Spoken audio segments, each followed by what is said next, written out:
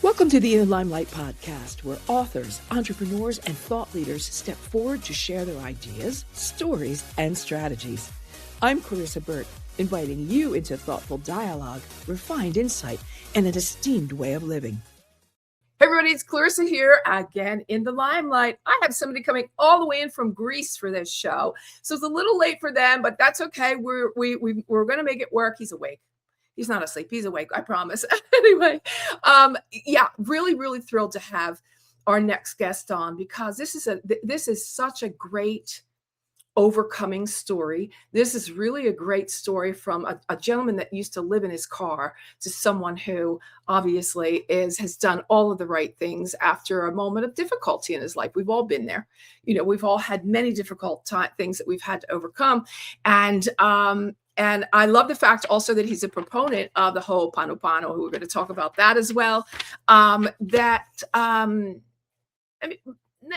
on. I'm going to just wait 1 second there. I just want to give a little bit more information. Well, he's known as a modern Renaissance man, and his journey has been defined by seeking wisdom through experience and transforming hardship into humanity. So we're going to have a lovely talk, a really great conversation with Samrit, all the way in from Greece. Hello. Hello, Clarissa. I'm so happy to be here with you today. Tonight. Oh, thank you. Now, Liz, yes, tonight for you and day for me. I know that you live in Greece, but you were born in the south of France. Yeah, I was born and raised on the French Riviera. I live in France for about 20 years.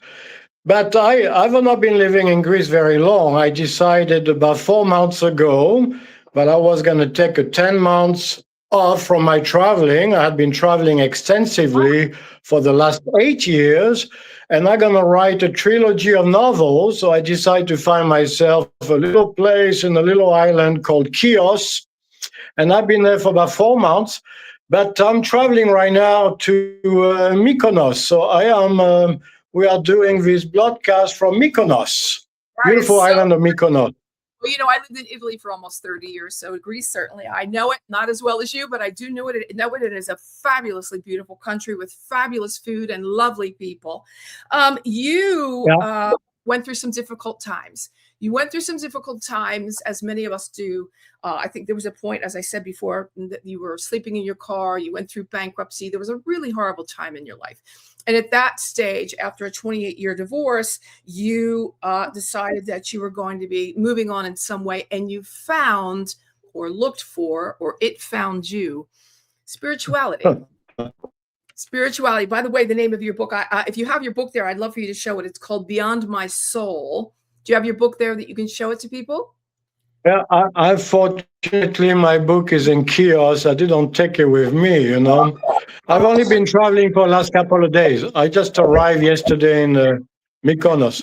It's called Behold My Soul. You can find it on anywhere on Amazon and Barnes and Nobles, that kind of thing. So give us a little background. Give us a little background of your story and what brought you to seek the spirituality, go down that path. There are different modalities, different religions that you studied, that you became a part of, and then how you became the man you are today that writes a lovely book like Beyond Your Soul. Well, it's just not a matter of looking for spirituality. It has been a long, ongoing process. So, to make it short, I was born and raised in France, and instead of going to college, just a couple of months before going to college, I took a backpack. I went to live in Spain for 1 year, and then I started traveling on and off, backpacking for about 13 out of the next 15 years. I was backpacking. After that, I met a American woman in Australia. We ended up getting married, and I moved to America. So after that, I had my second life, which was, the American dream, corporate life. I work in corporate America. I had a house, and I had a car, and I had a dog. And I was kind of getting older because we were old parents. We didn't have my son till both my ex and I were 44 years of age. By design, we had been living together for about 14 years and we decided to have a son. So anyway, he came late. And then I was not happy, like a lot of people that I talk to in life. I went through, some people call it a midlife crisis. To me, it was just a matter of something was bagging at me. The consciousness that I never had was eating slowly at me, coming out, out of my someplace. I don't know where it was coming out. And it made me want to redo my life. So I was not happy at home. I don't have a good relationship with my ex. So I decided to leave home after 27 years of marriage. Okay, so you can imagine, Clarissa, that's a long time to be married. And after that, I went through a 5-year period where everything kind of went down. But it didn't go down because it was supposed to go down. That was my path. I needed some solace. I needed to break something, So we had a couple of houses. So we sold one of the house. So next thing you know, I'm a 56-year-old man, full of ego, full of testosterone, thinking that he's a 30-year-old man with money, and I live in a luxury condo, and I blew all my money within a period of 2-3 years. I filed for bankruptcy. I ended up being evicted from my condo. I ended up sleeping in my car. However, during that time, I was also doing a certification in yoga while I was sleeping in my car, believe it or not. My teacher had told me, hey, you pay me, Taj, you pay me when you have money. I never told him on my situation. And next thing you know, I took a 6-month course with him, and he changed my life. Yoga has changed my life. Wow. And after that, I put myself together, and then I started traveling. I decided to leave the US, become the ultimate minimizer. Everything that I had, I gave it away. I pawned it. I sold it. I threw it away, and then I left. That was about 8 years ago, and I started traveling around the world, and I'm thinking, okay, I'm going to search for my purpose. So I ended up going to different countries. I ended up in India, and next thing you know, starting to, by default, going to ashrams, going to Buddhist retreat. I started to learn about these spiritual practices and these different religions, and then I decided to write a book. And 2 years ago, actually a year ago, my book came out. So it was a 2-year-old process, Wow. That's a lot. That is a lot.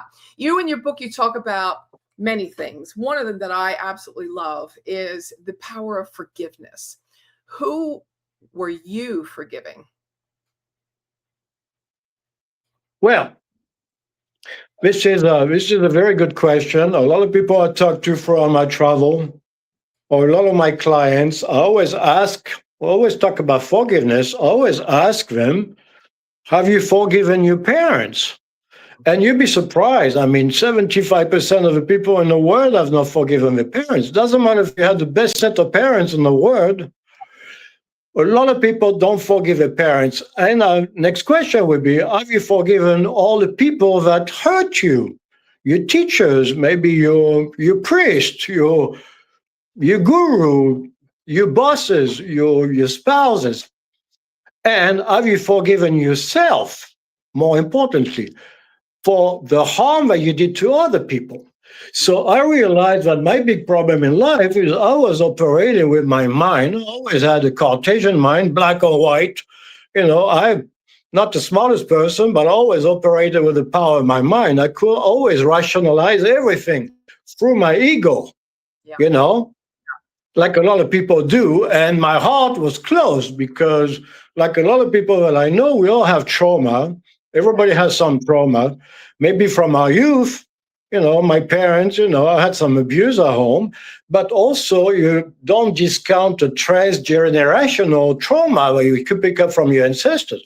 And if you believe like I do, and I think you do yourself in other lives, well, we carry trauma from other lives also, if your audience chooses to believe in that concept. So once you have trauma, then you close your heart. You don't want to be hurt again. So I was operating 27 years in a marriage. The first 10 years were okay. After that, my heart was locked. My heart was closed. I didn't want to let anything in. So my relationship with my spouse, obviously, I was living out in my head, out of my imagination. So when I started to have a breakdown, not that breakdown, that reinventing myself with having nothing, no, just a backpack, and start traveling and start being free again, and start to realize through the power of yoga that my heart needed to open up. And I found something profound. Well, a good friend of mine when I was in Peru introduced me to a book from Joe Vitale. Joe Vitale has written about 100 books. You probably know of him. A book called... on the show, and he's also been on the cover of my magazine. I know Joe. It's wonderful. And I manifested that one day I want to be on Joe Vitale podcast. So hopefully he can hear me and invite me. I will keep bugging him until he does, because he came up with, he found out the second in command of the Ho'oponopono, which is, if your audience doesn't know about it, it's a traditional Hawaiian practice of reconciliation and forgiveness. And most of the people have heard the 4 magic sentences. I'm sorry, please forgive me, I thank you, and I love you. So I started to study this, and because there's a lot of nuances in Ho'oponopono, so I started to live this. And for the last 5 years, I've been every day, that's all I do. I do Ho'oponopono, because you got to realize Ho'oponopono believes that if you have a problem with anybody, if I have a problem with you, or with a spouse, or with a parent, with a teacher, with a worker, the problem doesn't come from them. It comes from you. It comes from inside. So instead of working on, you work on yourself. Yeah. But more importantly, Ho'oponopono teaches a real forgiveness.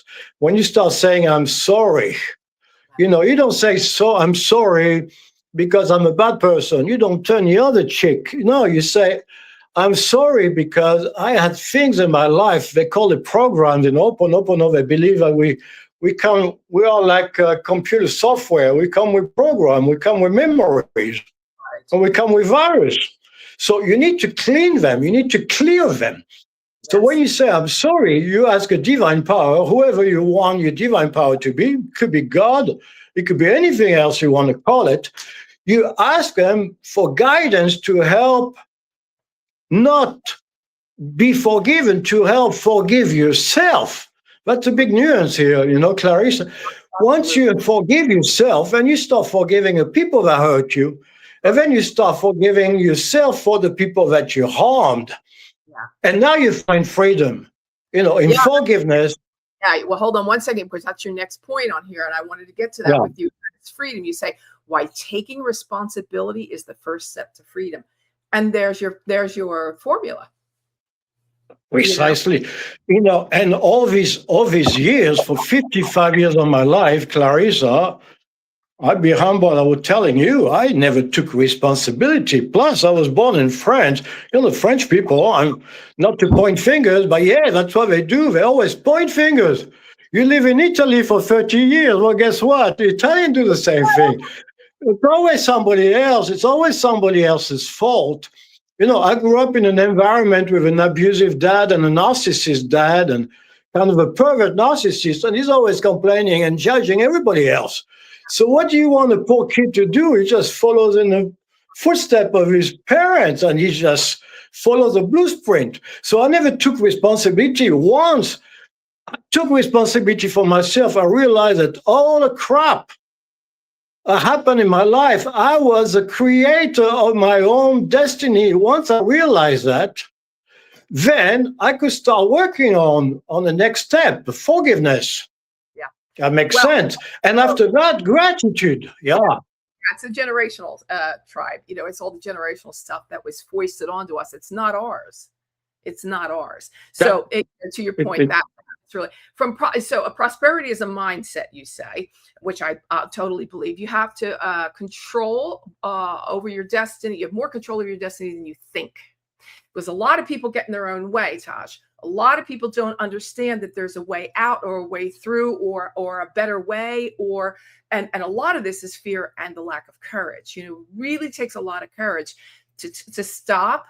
Well, I call it stop the toxic, and to move in a different way, in a different modality, into a different light. It's not easy for some people.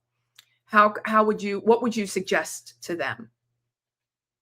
Well, you have to become aware. I mean, if you have a problem in life, if you've been denying your problem, you will never solve it. Yeah. I mean, the first steps in psychotherapy, in psychology, is you have to recognize that you have a problem. So when you take responsibility, you recognize that you have a problem, but it doesn't come from you. It comes from this program, as you talk about, from this trauma that you carry on from generation and generation.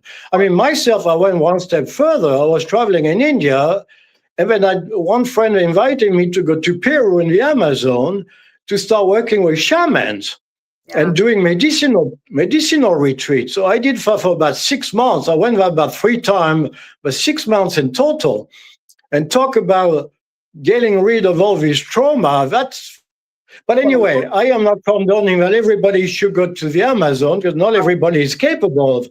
However, I would say one thing: everybody is capable at one moment or the other to take responsibility and recognize that they do have a problem. Recognize that they have a closed heart, recognize that they carry resentments towards people that have hurt them. So you have to do something about it. So at one point in life, that makes sense, right? You got to say, okay, I am tired of it. I'm going to start working on that. I'm not going to slowly, one step at a time, I'm going to climb the big mountain to arrive to the point where your heart starts to open up, and you start to feel empathy and compassion for people, and you start to operate outside of your head, outside of your little Cartesian mind, outside of your ego. My yoga teacher, Clarissa, used to tell us in the class, remember that your ego is not your amigo. You're not your friend. Well, I love what because you're talking about the mountain and climbing out and finding all the other ways, because what's happening here is you're becoming who you're really meant to be.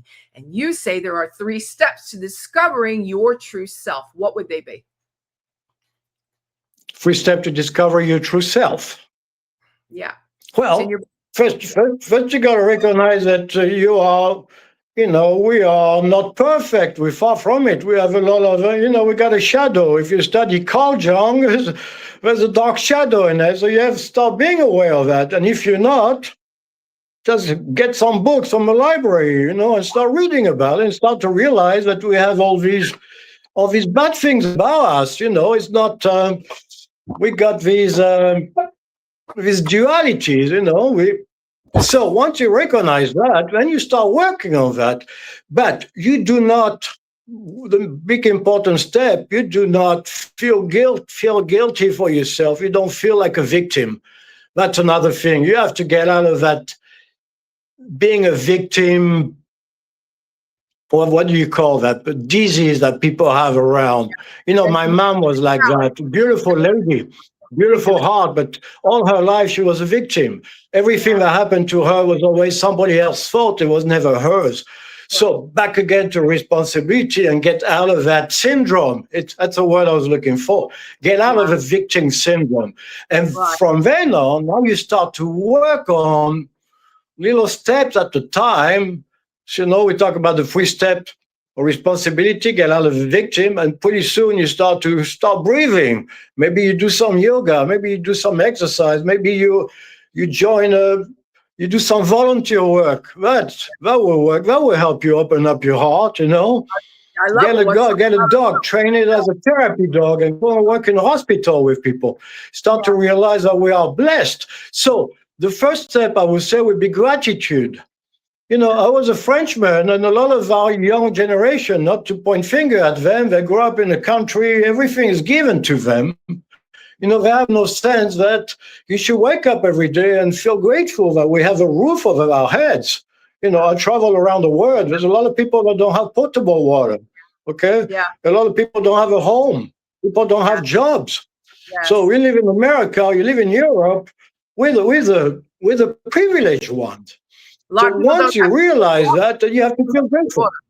Yeah. Yeah. Yeah. Yeah, I get that. So you're talking about, we're talking about love. We're talking a lot about love and self-love. I wrote a book about self-esteem as well. And you're saying love is an inside job, the new science behind the unbreakable self-esteem. I love that.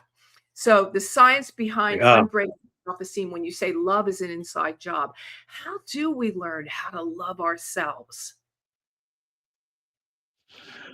Well, for your audience, I don't do that anymore, but I've done that a few times. But from my yoga teacher was telling me, we have all this trauma. I mean, I grew up. I'll give you an example if I don't forget in a couple of minutes. We grow up, people tell us, okay, you're not good at that, or you're fat, or you got a big nose. Myself, my idol when I grew up was Neil Young, Neil Young, and has very high-pitched voice. So I always used to sing Neil Young's song, and my brother, I got a tall, bigger brother than me, he didn't beat me up, but he used to tell me, stop, you'd never sing, you're a worthless singer, you will never sing in your life, you got a terrible voice. So that's just an example. So you're being bullied at school, and then you believe it. So you spend the rest of your life believing that. And I tell you what, I discovered my voice, when I was about to turn 60 years of age in Denver, Colorado, in a yoga class, the first time in my life that I sang in public in a class. At the end of the class, the teacher comes to me and says, you have a nice voice. Yeah. I look at her, I go, it's not possible. You're not talking about me. It's not possible.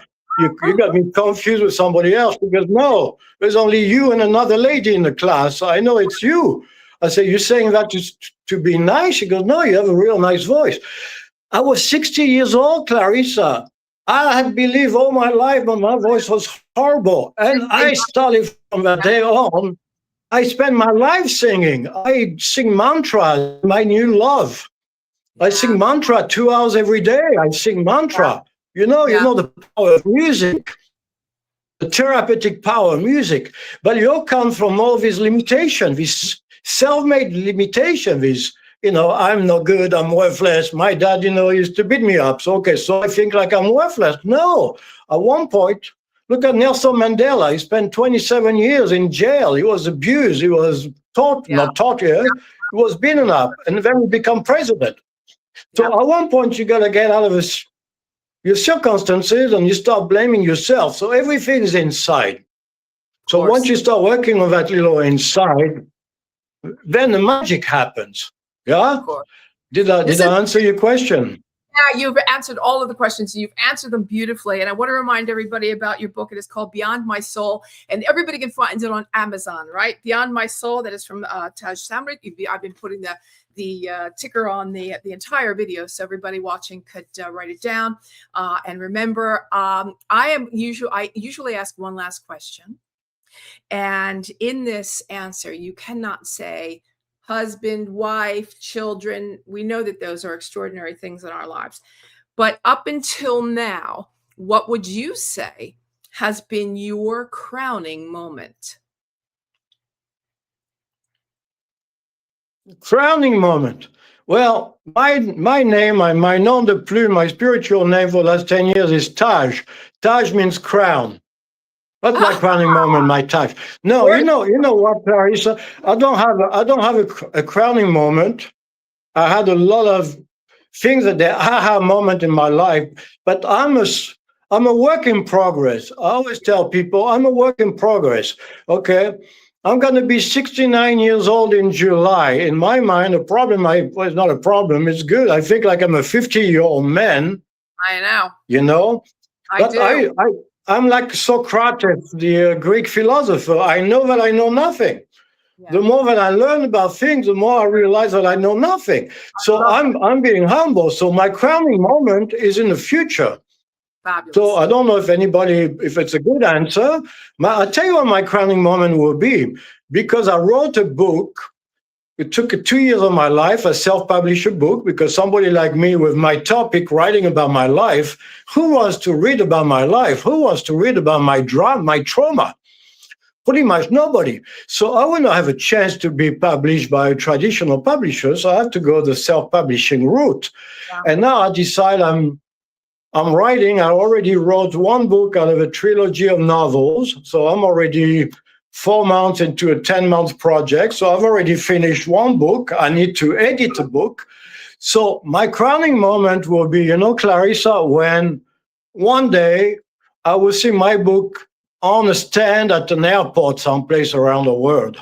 Yeah. And then I will know that I made it somehow. So for that to happen, that's amazing. Maybe a traditional publisher will get rid of, listen to me on a podcast or read my book and say, you know what, this guy has potential. Anyway, something like that might happen. So in the future, because the key of having a good life is to visualize, our destiny. We have the power to shape our destiny. Yeah. We just have to visualize and want it.